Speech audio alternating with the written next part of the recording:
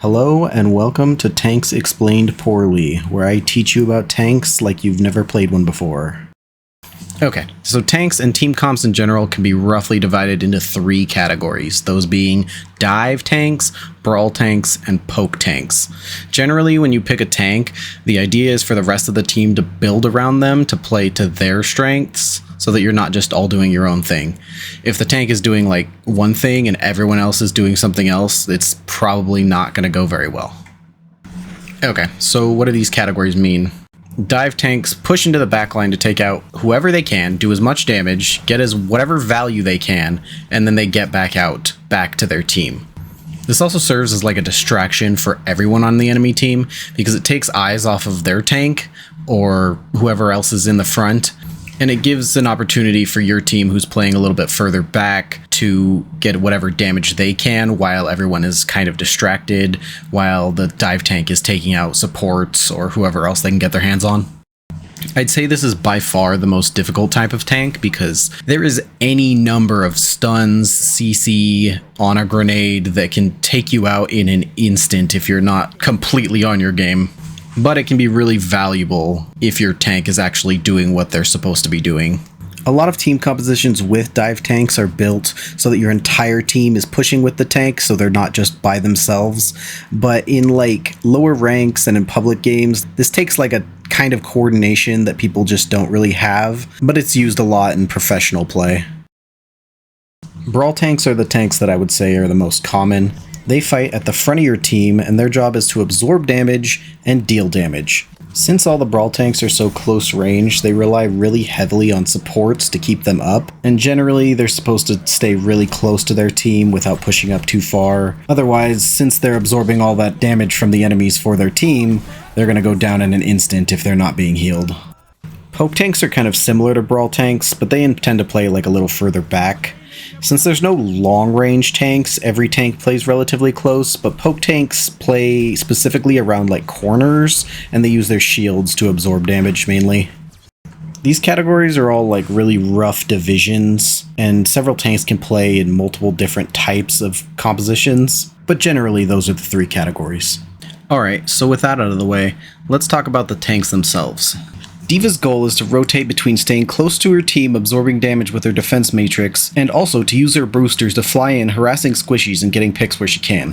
Her main weapon is dual machine shotguns that are very close range and get much worse the further away the enemy is. These can be combined with her rockets to deal a lot of damage in a very short amount of time. Her rockets don't do much damage on their own, so make sure you're shooting at the same time to get the most value out of them.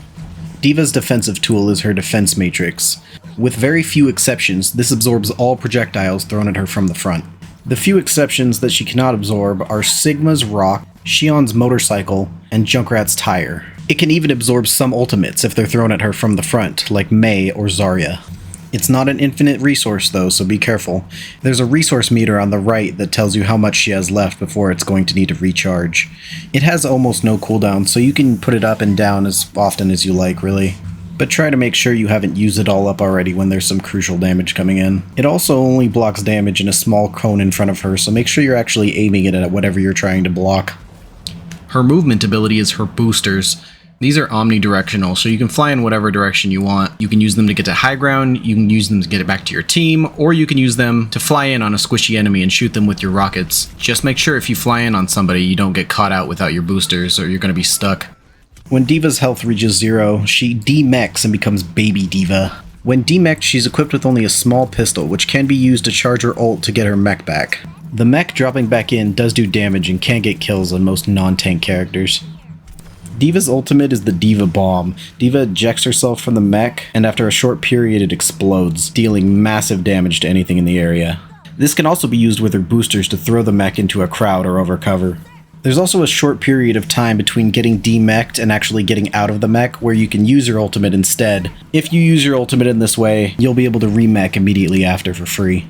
D.Va is strong, but she is very weak to anybody with a beam or melee weapon instead of a projectile, since her defense matrix doesn't block them. D.Va counters include Zarya, Domina, Reinhardt, Symmetra, and Brigitte.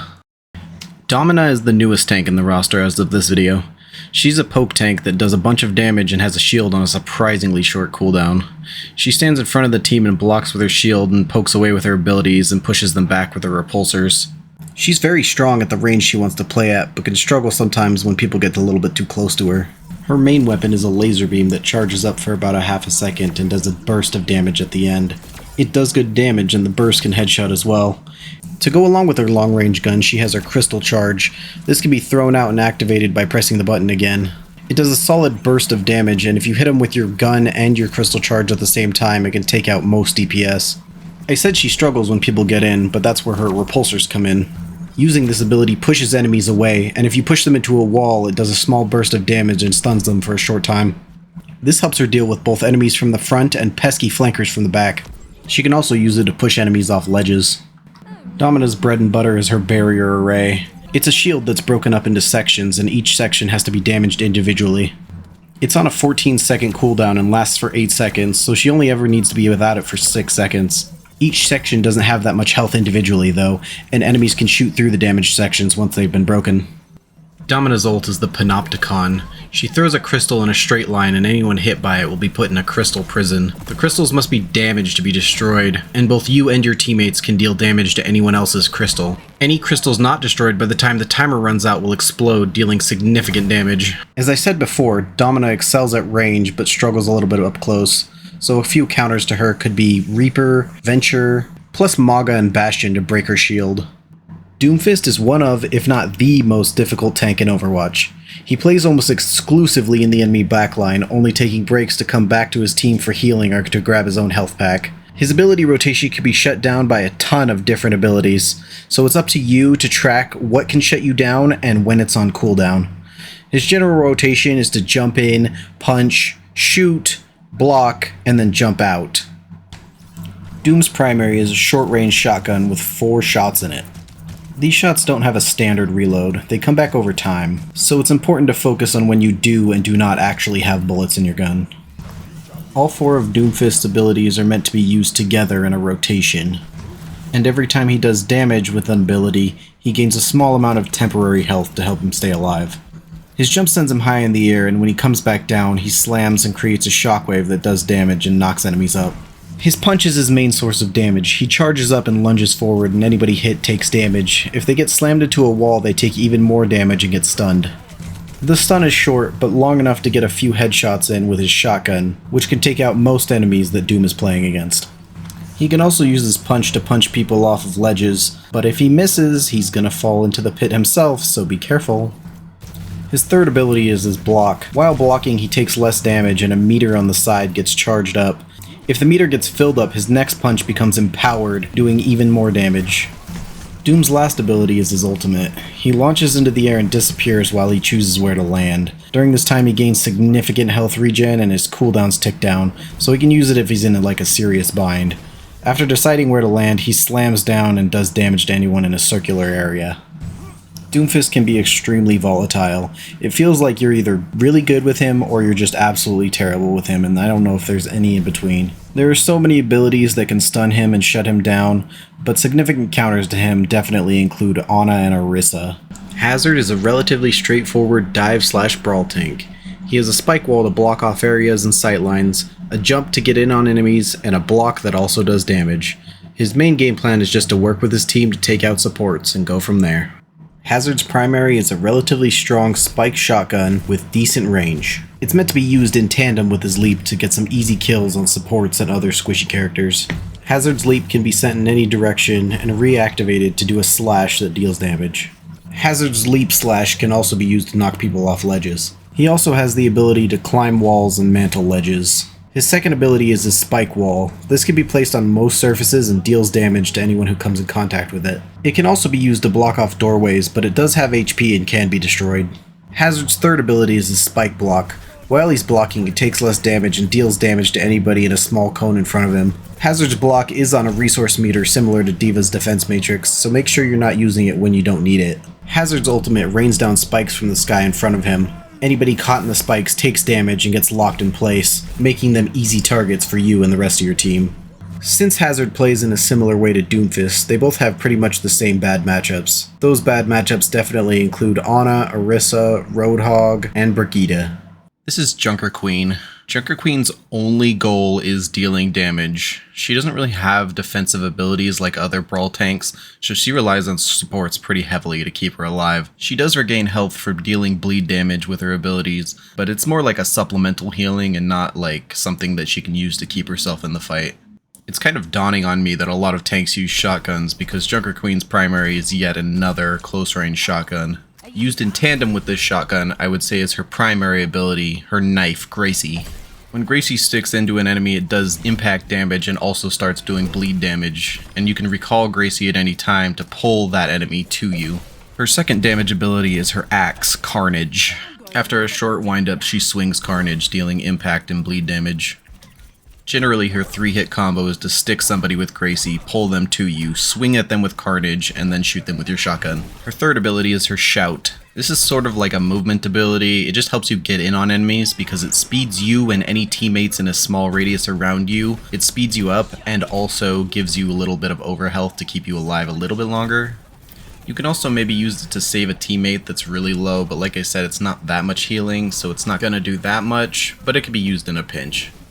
Her ultimate is called Rampage. She swings Carnage in a circle and flies forward. Anybody hit by it takes damage and gains anti-heal, which is really valuable, but it can also be cleansed by Kiriko's Suzu, so you really want to make sure that she doesn't have her Suzu on hand before you use it, if they have a Kiriko. Junker Queen is a lot of fun, but there's a lot of things that can go wrong if you're not careful. There's a lot of characters that kind of counter her, but she is pretty strong. But I would say some main counters to her are Zarya, who can cleanse her bleed with her bubbles, Orisa, who can javelin her into a wall or stop her ult, Mei, who can wall her off when she uses her ult, or Kiriko to cleanse the ult, or even Ana to put her to sleep after she ults. This is Mauga. Mauga is above all a massive target. He's a huge damage sponge and super easy to hit. He has no shielding abilities outside of his ultimate, so you need to make sure you're playing around cover and playing with your team to survive. In a miraculous development, Mauga does not have a shotgun, but instead 2 chain guns that both do different things. One ignites enemies, and the other one deals critical damage to ignited enemies. He also gains temporary health for dealing damage to ignited enemies. Used independently, his chain guns are fairly long range, but when you're using both at the same time, they're very close range. So if there's nobody in your nearby area, you can just use one gun instead of both to get some damage in.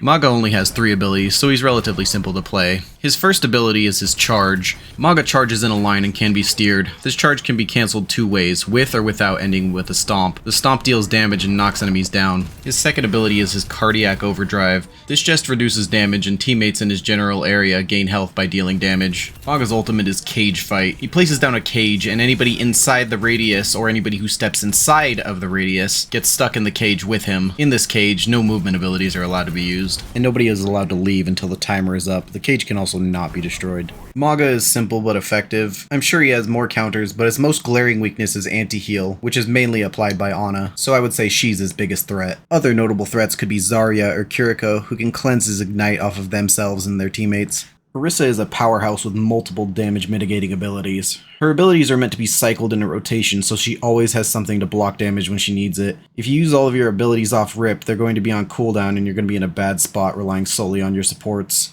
Her primary fire is a projectile weapon with good range. It runs on an overheat meter instead of a reload system, so you need to make sure you're feathering the trigger instead of just holding it, or at least letting it cool down between bursts so you don't overheat. All of Orisa's abilities are important, but I would say the most important of all is her Fortify. She becomes gold and fortifies her body, gaining temporary health, making her invulnerable to all stuns, taking less damage, and becoming immune to headshots for 4 seconds. Her second ability is her Javelin Throw. This pushes enemies back and stuns them. It does bonus damage if they hit a wall.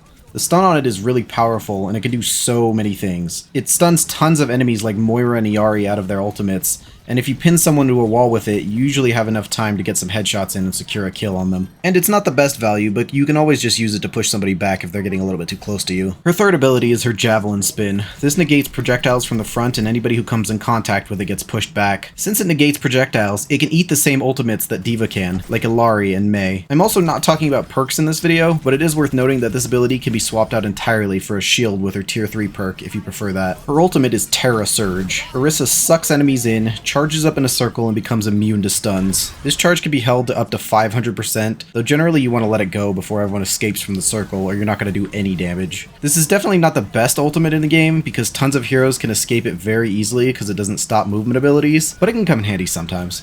Orisa is very strong and very hard to counter. Some people say the best way to fight Orisa is just simply not to engage with her, and instead to focus down her backline and her DPS until she's left alone. If I had to pick one counter to her, I would probably say Diva, but even then I wouldn't say it with confidence. Ramattra is my favorite tank. He's sort of a hybrid between all of the types of tanks. He has poke tools, brawl tools, and while it's not really diving, he can go on sort of a pseudo dive when he uses his ultimate. To me, Ramattra is the most versatile of any tank, and he is just super fun to play. Ramattra's gun shoots a stream of slow-moving projectiles. They don't do much damage, but it adds up if you're actually hitting the enemies. They go in a straight line and don't have fall-off, so I've killed Widowmakers and other far-away backliners that didn't react fast enough with it, though it is pretty uncommon. His first and least useful ability, in my opinion, is his Vortex. Ramattra throws down a small circle that slows enemies and pulls them to the ground, though it doesn't lock them to the ground so they can escape still. It does a small amount of damage to those inside of it. His next ability is his shield. It's a very standard, high health but short-lived shield. It's good for eating a lot of damage in a short period of time, but it's gone in just a few seconds. Now we get to the fun part about Ramattra. His shift changes him into Nemesis form. While in Nemesis form, he gains health, a small speed boost, his weapon changes to a short-range punch instead of a gun, and a block that makes him take reduced damage from the front. Also very noteworthy is that these punches go through shield, giving him a good matchup against Reinhardt and Sigma. Every time you use Nemesis form, everyone either scatters or everyone tries to burst you down, and it's kind of a coin flip. It's really fun to run around punching everybody and doing tons of damage, though it's super easy to overextend and die while in this form. Ramattra also loses access to his shield while in Nemesis form, though he does retain access to his Vortex. Ramattra's ultimate is almost the same as his Nemesis form. He changes into the Nemesis form and starts punching, but this time with a little bit more of a speed boost and a damaging aura around him that sucks HP out of everybody in the nearby circle. Ramattra has to be near enemies to keep the ult going. If nobody is near him for 2 seconds, the ultimate ends. Ramattra is super fun, but it's also super easy to get caught up in the moment and put your team in a bad spot, whether that's by you dying or by pushing too deep with them stuck engaging the enemy tank, even if you're getting kills in the enemy backline. Some good Ramattra counters are Orisa, Mauga, and as always, Ana. Reinhardt is the definition of a brawl tank. He is very close range and has a charge to put him into his preferred range. He's the most standard, basic tank in the game, though that doesn't mean he's necessarily easy. It takes restraint and team coordination to get the most out of what Rein has to offer. Rein's weapon is a hammer. It's close range. He swings it. It hurts. Not much more to say about that. His first ability is his Fire Strike. He has 2 charges of it, it does damage, and it goes through shields. That's all there is to say about it. His second ability is his Charge. He charges forward. If he hits an enemy, he takes them with him on the charge. If he hits a wall after, it does massive damage. And lastly is his Shield. It's a big shield. It recharges when he's not using it. When it breaks, he's pretty vulnerable. That's all I have to say about that. His ultimate is Hammer Down. He slams his hammer on the ground and it knocks everyone down in a cone in front of him. It can be blocked by walls and shields. Like I said, Rein is very standard. If you stay with your team and don't charge in and die immediately, he can provide a lot of value with his shield. A few good Rein counters are Ramattra, since his punches pierce Reinhardt's shield, Bastion because his turret form breaks Ramatra's shield very easily, and do I even need to say it? Roadhog is another simple tank. He has literally one objective: to hook somebody to finish them off himself, or to hook somebody in to have his team finish them off for him. Roadhog's primary is his scrap gun. This has 2 different fire methods, a shotgun and a burst. The burst can hit enemies further away but doesn't do as much damage. As of today, Roadhog only has 3 abilities: his hook, his heal, and his ultimate. His hook can grab enemies in a straight line. Once he hooks them in, he can shoot them and melee them to do maximum damage. As of recording this, he can one-shot with this combo on most DPS. Roadhog is infamous because every few patches it changes whether or not this one-shots you. Roadhog's second ability is his heal. This can be used to heal himself for an extremely large amount of health. It's on a resource meter so he can't use it endlessly, but it is still a decent amount of health. His ultimate ability is Whole Hog. He pulls out a bigger scrap gun and shoots enemies against the wall. This can be used to send enemies off ledges as well. Roadhog alternates every few patches between being top tier and bottom tier. They can't seem to balance him. They even tried giving him a third ability, but it didn't really work out. As of recording this, he's still in the strong category though. Some good Roadhog counters are Reinhardt, Sigma, and an old woman missing an eye. Sigma is one of the most interesting tanks on the roster. He's a poke or brawl tank that specializes in maps where he can play around corners. He has a lot of team utility and sustain, but is extremely slow and immobile, so he can get caught out in an instant if he gets ran up on too fast.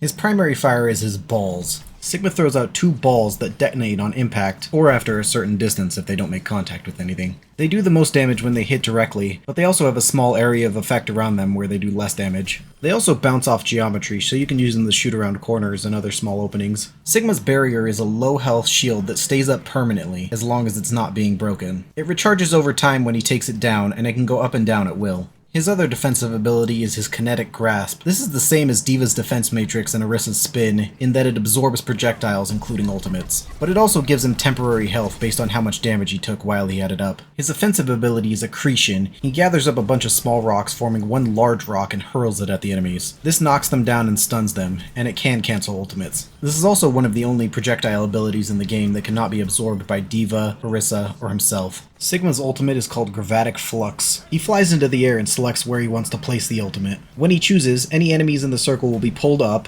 held for a moment, and then slammed down. The ultimate itself doesn't do that much damage, but it gives both you and your team an opportunity to shoot anybody caught in it. You can also use Sigma's balls while casting the ultimate. Be careful though, you can be stunned out of the air after you begin the cast. Sigma can be very strong in a lot of situations, but there is a lot of situations where he struggles. He can't very well protect the backline of his team if there's somebody back there, since he's so slow, and he also struggles somewhat with beam weapons since his main defensive ability absorbs projectiles instead.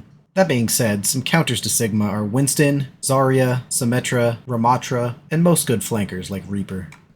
Winston is the original dive tank. His gameplay is simple, but he can be very effective at harassing backlines and protecting the team. His primary is a laser-type weapon that can deal damage to multiple enemies at once if they're close enough in front of him. He can also use his secondary fire to charge up a shot that goes further and does a burst of damage. His first ability is his leap. It's a pretty standard jump move that does damage on landing. He goes further if he's looking up when he activates it. His second ability is his bubble shield. When he activates it, it places it wherever he is at that moment. Make sure you don't use it while you're leaping or you're going to leave your bubble shield behind and not where you land. Winston's ultimate is called Primal Rage. When he activates it, not only does it heal him to full, but it gives him a massive amount of overhealth so he can survive for a good while. While in Primal Rage, he can't use his guns or abilities. All he can do is punch people around. It's most effective to punch people off ledges or into walls, since they get knocked away from you when you punch them. I genuinely believe this to be the most difficult ultimate in the game to get any value with, aside from just staying alive long enough to get back to your team. Winston is a simple character with a surprisingly high learning curve. He's best used with long range or dive healers that can help him get out of situations when he needs it. Some good counters to Winston are Mauga to break his bubble as quick as possible, D.Va to be able to fly back to your team when he's putting pressure on your backline, and of course, the dreaded Grandma. Wrecking Ball is the weirdest hero in the tank roster. He's most definitely a dive tank, but I would almost put him in his own category of like a disruption tank. He's mostly meant to be an annoyance to the enemies rather than giving his team any sort of protection or to get that many kills. And he's too mobile for anybody but maybe Lucio to keep up with, so it's not even really possible to dive with him. He has the most health of any character in the game and is very difficult to use in any way that gives your team any value at all. I'm genuinely kind of unsure of his purpose in the game. It seems like he's kind of a relic from when there used to be 2 tanks instead of 1, because now he just kind of does his own thing and leaves his team behind. It's not to say you can't be good with Wrecking Ball, but it's genuinely probably like 1 out of every 20 Wrecking Balls I play with where I'm like, wow, that was a good Wrecking Ball, and not, wow, I wish I had a tank. Wrecking Ball's primary is 2 standard machine guns that do decent damage and have decent range. His main ability is, of course, his ball. His ball and his grapple are technically 2 separate abilities, but neither is worth anything without the other. He uses the grapple hook to launch his ball in whatever direction he wants. He can also use it to hook around payloads and pillars to spin around them, and when his ball makes contact with enemies, it knocks them back and does damage. When he is going fast enough in his ball, it changes colors, indicating that the next hit will do more damage, if he's still going that same speed when he makes contact. His next ability is his Slam. When Wrecking Ball's in the air, he can use his Slam, and anybody he lands on takes damage and gets knocked up for a moment. He can use this time that they're knocked in the air to shoot at them. His Wrecking Ball's shield ability just gives him health based on how many enemies are around him the moment he activates it. His ultimate ability is his Minefield. When activated, he places a field of mines around. These mines can be destroyed individually, but if you touch them, they do significant damage. He can also use his Minefield after his Slam to make people fall into the mines after being knocked up. Wrecking Ball's abilities are all very cohesive and they all mesh together. But it all culminates into something that I don't even know what it's supposed to be, especially as a tank. If he was a DPS, I feel like it would make more sense, but I just don't understand him as a tank. Some good counters to Wrecking Ball for anybody with stuns, traps, or sleeps, especially Ana.